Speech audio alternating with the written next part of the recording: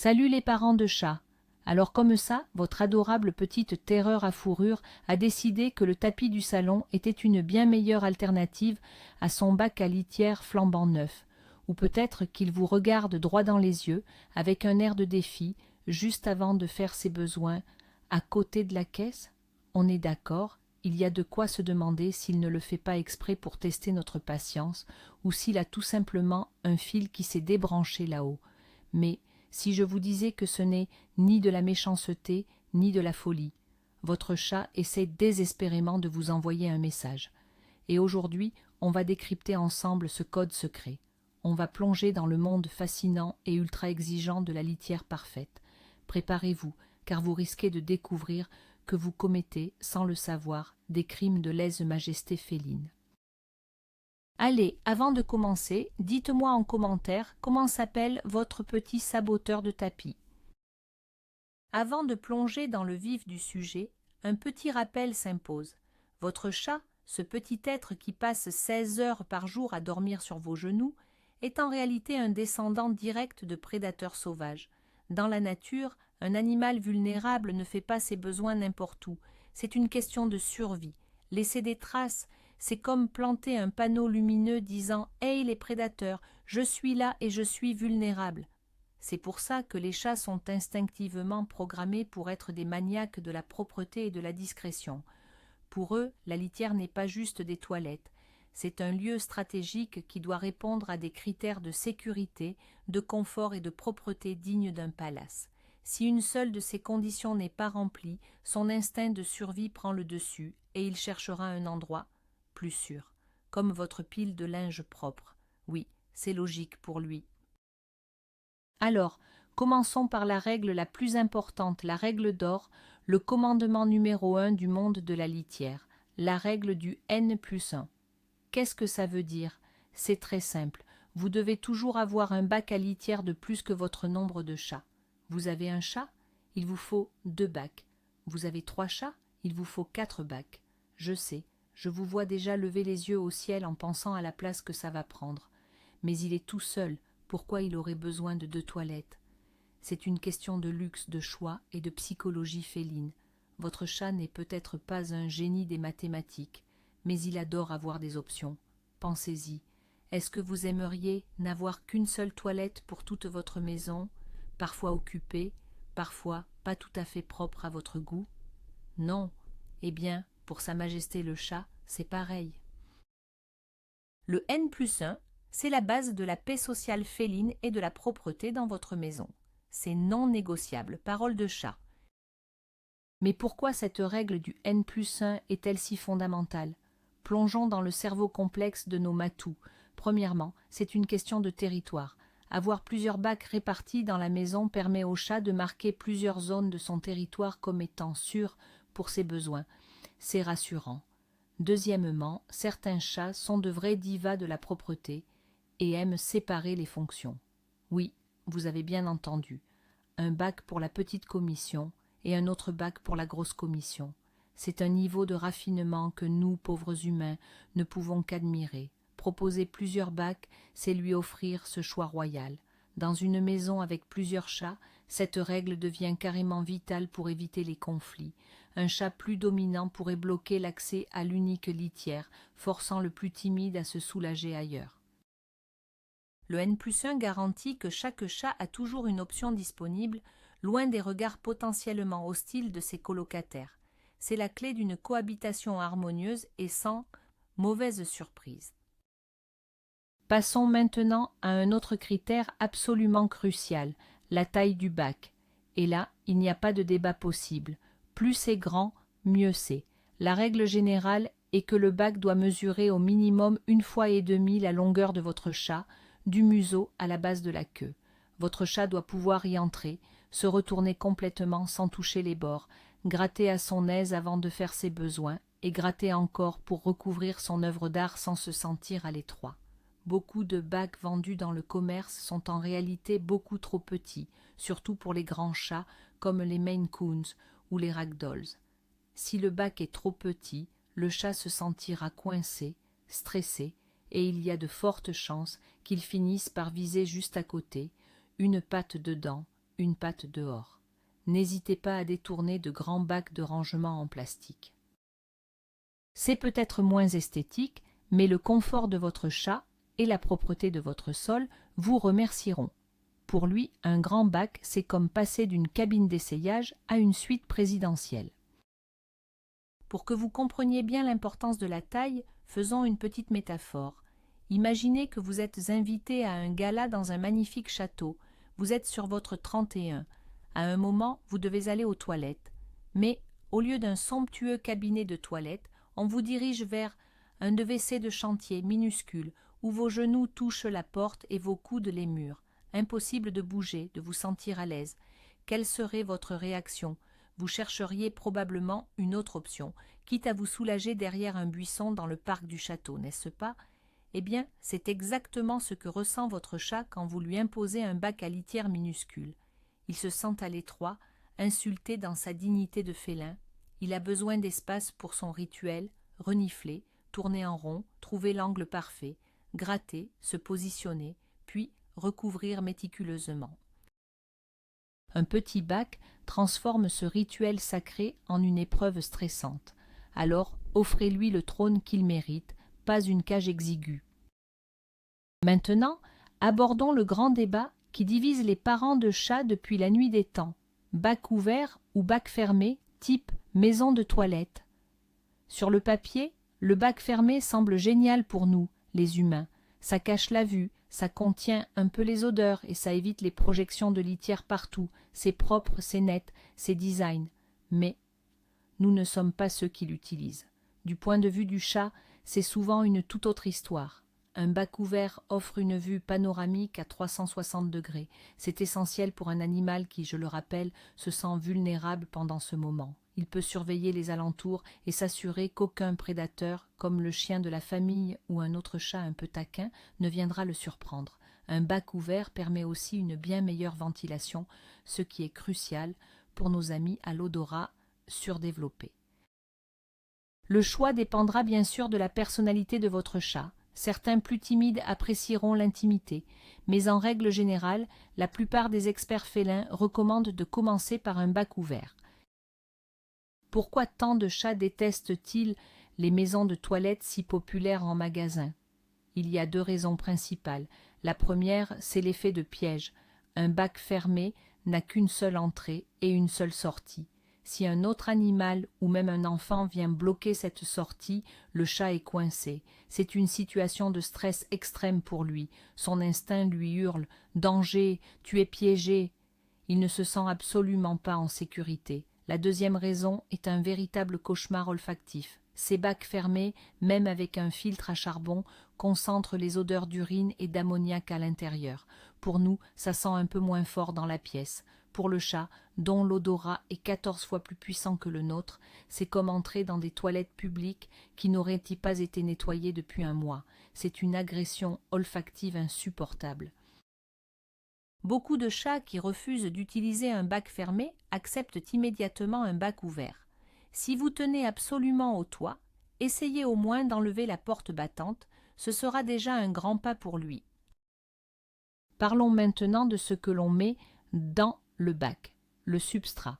On dit souvent sable ou gravier, mais le terme technique est substrat. Et le choix de ce substrat est aussi important que la taille ou l'emplacement du bac. Imaginez-vous marcher pieds nus sur différentes surfaces, du sable fin et doux, des galets pointus ou du gravier coupant. Vous auriez une préférence très nette, n'est-ce pas? C'est pareil pour votre chat, mais en 1000 fois plus sensible. Ces coussinets ou patounes, comme on aime les appeler, sont des organes sensoriels extrêmement développés, remplis de terminaisons nerveuses. Ils lui servent à analyser le sol, à ressentir les vibrations, à évaluer la température. La texture du substrat sous ses pattes est donc un critère de confort absolument primordial. Un substrat trop gros, trop dur ou avec des angles trop vifs peut être très désagréable, voire douloureux pour lui. Instinctivement, les chats préfèrent une texture fine et douce qui se rapproche le plus du sable ou de la terre meuble qu'ils utiliseraient dans la nature. Pour vraiment comprendre, il faut se mettre à la place de votre chat. Ces coussinets sont à la fois robustes pour le protéger, et incroyablement sensible. C'est son interface avec le monde. Quand il entre dans sa litière, il ne fait pas que marcher dessus, il l'analyse. Chaque grain est ressenti. Une litière avec des cristaux de silice aux arêtes vives, par exemple, peut lui donner l'impression de marcher sur des morceaux de verre brisés. Certains granulés de bois très durs peuvent être tout aussi inconfortables. C'est une expérience sensorielle. Il doit se sentir bien, en confiance, pour pouvoir se détendre et faire ce qu'il a à faire. Si à chaque fois qu'il met la patte dans son bac, il ressent une sensation désagréable, il va vite associer sa litière à de l'inconfort et cherchera un endroit plus doux, comme votre peignoir en polaire laissé par terre. Le confort des coussinets n'est pas un luxe. C'est une nécessité absolue pour que votre chat adopte sa litière sans la moindre hésitation. Douceur et finesse sont les maîtres mots. Face au rayon litière de l'animalerie, on peut vite se sentir perdu. C'est un véritable buffet à volonté. Pour simplifier, il existe 3 grandes familles de substrats. D'abord, la plus connue, la litière minérale, à base d'argile. Elle peut être agglomérante, c'est-à-dire qu'elle forme des blocs compacts au contact de l'urine, ce qui facilite grandement le nettoyage. C'est souvent la préférée des chats pour sa texture fine. Ensuite, il y a la litière de silice. Ce sont des cristaux blancs ou bleus qui absorbent l'urine comme des éponges.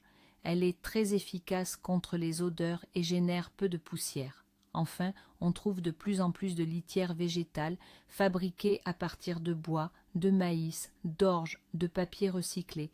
Elles sont biodégradables, légères et souvent très douces. Chaque type a ses avantages et ses inconvénients, tant pour vous que pour votre chat. Le secret, c'est parfois d'en tester plusieurs pour voir ce que Sa Majesté préfère. Proposez-lui différents types dans ses différents bacs et observez son choix. C'est lui le client final. Zoom sur la star des litières. La plus populaire, l'agglomérante à base d'argile. Son succès n'est pas un hasard. Pour nous, les humains, c'est un rêve. L'urine forme des boules solides et compactes, très faciles à retirer avec une pelle sans avoir à vider tout le bac. On enlève les cadeaux du jour, on rajoute un peu de litière propre et c'est reparti. C'est économique et ça permet de maintenir le bac propre plus longtemps. Pour les chats, sa texture, souvent fine et sableuse, est généralement très appréciée car elle se rapproche de ce qu'ils trouveraient dans la nature. C'est doux sous les pattes et facile à gratter. Cependant, elle a aussi ses défauts.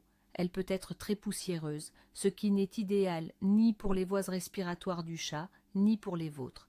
Elle est aussi très lourde à transporter et son impact écologique n'est pas neutre, car l'argile est extraite de carrières. Mais en termes de confort pour le chat et de praticité pour l'humain, elle reste souvent le meilleur compromis. Passons maintenant au cristal magique, la litière de silice. Visuellement, elle est très différente avec ses petits granulés transparents. Son principal atout, c'est son pouvoir d'absorption phénoménal. Les cristaux agissent comme de minuscules éponges qui capturent l'urine et neutralisent l'ammoniac, ce qui la rend très performante contre les odeurs. Un autre avantage majeur est qu'elle ne génère quasiment pas de poussière et colle très peu aux pattes, ce qui signifie moins de petits grains partout dans la maison. Alors, le produit miracle, pas forcément, son principal inconvénient, c'est sa texture. Certains chats détestent la sensation des cristaux sous leur coussinet qu'ils trouvent durs et parfois coupants. Le bruit qu'elle fait quand ils grattent peut aussi en déranger certains. De plus, bien qu'elle absorbe l'urine, elle ne l'élimine pas. Le bac peut donc vite prendre une teinte jaunâtre peu ragoûtante et il faut bien la remuer tous les jours. C'est une option intéressante, mais qui ne convient pas à toutes les sensibilités félines. Et pour les parents de chats soucieux de la planète, il y a le choix écolo, la litière végétale, fabriquée à partir de fibres de bois, de rafles de maïs, de paille ou même de papier recyclé. Elle a l'immense avantage d'être biodégradable et compostable. On peut même parfois en jeter de petites quantités dans les toilettes, vérifiez bien l'emballage. Elle est aussi beaucoup plus légère que la litière minérale, un vrai bonheur pour le dos quand il faut monter les courses au 3e étage. La plupart sont très douces pour les coussinets et ne génèrent pas de poussière.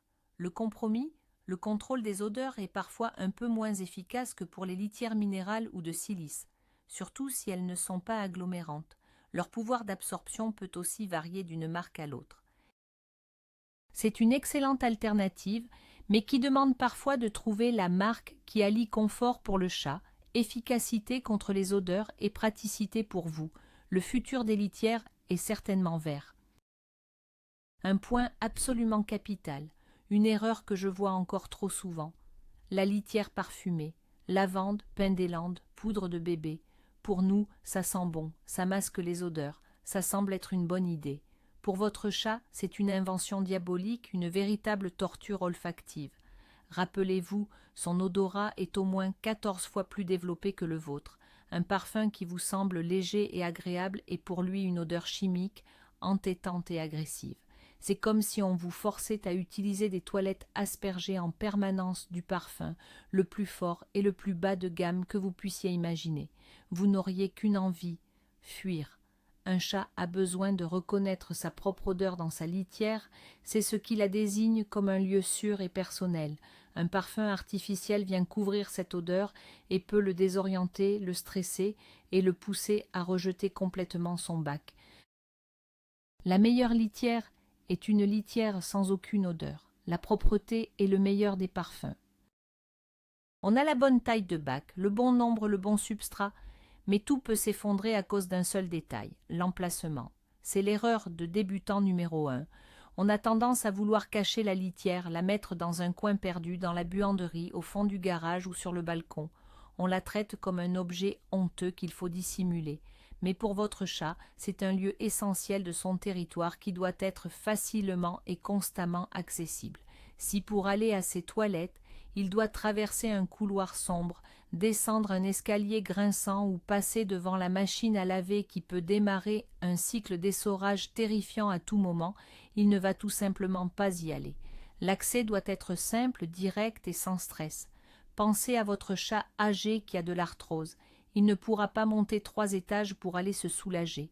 La litière doit être placée dans une zone de vie, mais pas au milieu du passage. C'est un équilibre subtil à trouver. Voici le péché capital, l'interdit absolu, la règle à ne jamais, au grand jamais, transgresser. Ne placez pas la litière à côté des gamelles de nourriture ou d'eau. Jamais. C'est une aberration totale du point de vue félin. Est-ce que vous aimeriez installer votre table à manger dans vos toilettes? La question ne se pose même pas. Pour le chat, c'est exactement la même chose, et c'est ancré dans son instinct le plus profond. Dans la nature, un chat ne souille jamais la zone où il mange, boit ou dort. C'est une question d'hygiène élémentaire pour éviter la propagation des bactéries et des maladies. Contaminer sa source de nourriture avec ses déjections est un non-sens biologique. Si vous l'obligez à subir cette proximité, vous créez un conflit intérieur terrible. Il peut alors soit arrêter de manger, soit arrêter d'utiliser sa litière. Dans les deux cas, c'est une source de stress immense et de problèmes de comportement. La zone repas et la zone toilette doivent être dans des pièces différentes ou au minimum très éloignées l'une de l'autre. Quelles sont donc les zones à interdire pour l'installation d'une litière? En premier lieu, toutes les zones de grand passage, un couloir où tout le monde passe, le milieu du salon, non. Votre chat a besoin de calme et d'intimité. Être dérangé en plein effort est très désagréable pour lui. Deuxièmement, les zones bruyantes. La buanderie, juste à côté de la machine à laver ou du sèche-linge, est l'un des pires endroits. Le bruit soudain et violent de l'essorage peut lui faire une peur bleue et lui faire associer sa litière à un traumatisme. Idem pour le garage, avec la porte qui s'ouvre et se ferme bruyamment, ou une pièce près d'une chaîne hi-fi. Évitez aussi les endroits où il pourrait se sentir coincé, comme le fond d'un placard ou un tout petit recoin. Il doit sentir qu'il peut s'échapper rapidement s'il le souhaite. L'emplacement idéal est un savant mélange de tranquillité et de sécurité. Pensez zen. Alors, à quoi ressemble le coin de paradis pour une litière? C'est un endroit calme, à l'écart du tumulte de la maison, mais qui reste facile d'accès à toute heure du jour et de la nuit. Un coin de bureau, une salle de bain peu fréquentée, loin de la douche bruyante, une chambre d'amis. L'idéal est un lieu qui offre une bonne visibilité sur la pièce. Le chat, même dans ce moment de vulnérabilité, aime garder un œil sur son environnement.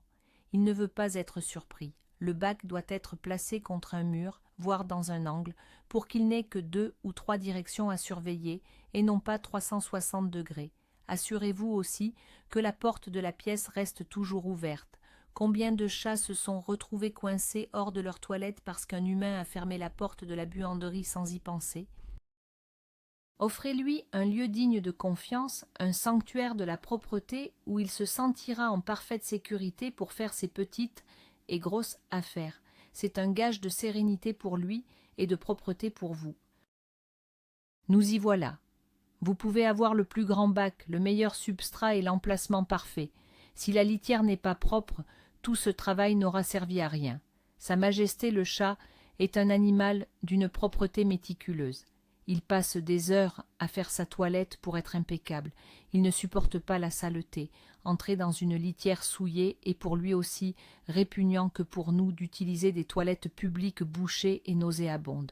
C'est une source de dégoût et de stress. Son instinct lui dit que cet endroit n'est pas hygiénique et potentiellement dangereux, les parasites, les bactéries. Une litière sale est l'une des raisons principales qui poussent un chat à faire ses besoins ailleurs. Il ne le fait pas pour vous punir, il le fait parce qu'il est dégoûté et qu'il cherche une alternative plus propre. C'est une simple question de respect de ces standards d'hygiène qui sont, avouons-le, bien plus élevés que ceux de beaucoup d'humains. La propreté n'est pas une option, c'est l'exigence numéro 1. Concrètement, qu'est-ce qu'un rituel de nettoyage sacré? C'est très simple. Le ramassage des crottes et des agglomérats d'urine doit être fait au minimum 1 fois par jour. L'idéal, c'est 2 fois, matin et soir. Cela prend 2 minutes avec une pelle adaptée et ça change tout pour le confort de votre chat. C'est comme tirer la chasse d'eau. Vous ne laisseriez pas traîner vos propres besoins pendant 24 heures, n'est-ce pas? Ensuite, il y a le nettoyage complet. 1 fois par semaine, pour une litière agglomérante, ou toutes les 2 à 3 semaines, pour une litière de silice, il faut vider intégralement le bac. On jette tout l'ancien substrat et on nettoie le bac en plastique à l'eau chaude avec un savon doux et non parfumé, comme du savon noir ou du savon de Marseille, rincé abondamment pour qu'il ne reste aucune odeur de produit. Surtout, n'utilisez jamais d'eau de javel ou de produits à base d'ammoniac. L'odeur de l'ammoniac ressemble à celle de l'urine pour un chat, ce qui peut l'inciter à uriner en dehors du bac. Un nettoyage régulier est la clé de la paix des ménages. Comment savoir si, malgré tous vos efforts, votre chat n'est toujours pas satisfait de son installation? Il y a des signes qui ne trompent pas, des SOS qu'il vous envoie. Le plus évident, bien sûr, c'est la malpropreté. Il fait ses besoins juste à côté du bac ou ailleurs dans la maison. S'il urine juste devant, c'est souvent un signe de dégoût pour le contenu du bac. S'il va plus loin, le problème est peut-être l'emplacement, mais il y a des signes plus subtils. Observez-le. Est-ce qu'il hésite avant d'entrer? Est-ce qu'il entre mais laisse ses pattes arrière dehors? Est-ce qu'il ne prend pas le temps de recouvrir ses besoins et s'enfuit du bac comme si le diable était à ses trousses? Ou au contraire, est-ce qu'il gratte frénétiquement les murs ou le sol autour du bac, comme s'il cherchait à tout prix à recouvrir quelque chose, mais sans vouloir toucher le substrat? Tous ces comportements indiquent un inconfort ou un mécontentement. Votre chat vous parle, il suffit d'apprendre à l'écouter et à observer. Et voilà, vous connaissez maintenant tous les secrets pour créer le palace à litière dont votre chat a toujours rêvé. La règle du N+1, un bac format XXL, un substrat doux comme du velours, un emplacement 5 étoiles et une propreté digne d'un laboratoire. Vous voyez, ce n'était pas si compliqué. Ce n'est pas votre chat qui est difficile, il a juste des standards de qualité très élevés et franchement, on ne peut que l'admirer pour ça. En respectant ces quelques règles d'or, vous n'allez pas seulement résoudre les problèmes de propreté, vous allez surtout envoyer un message très fort à votre chat. Je te comprends, je respecte tes besoins et ton bien-être est ma priorité. Et ça n'a pas de prix, car oui, il nous réveille la nuit, il casse des trucs, il nous juge en silence, mais on les adore plus que tout, ces petites boules de poils pleines de caractère. Si cette vidéo vous a aidé à mieux comprendre votre tyran domestique, n'oubliez pas de laisser un pouce en l'air, de vous abonner et de la partager avec un autre parent de chat qui en aurait bien besoin. Et pour finir, dites-moi, quelle est la chose la plus folle que votre chat ait faite pour vous montrer son mécontentement ?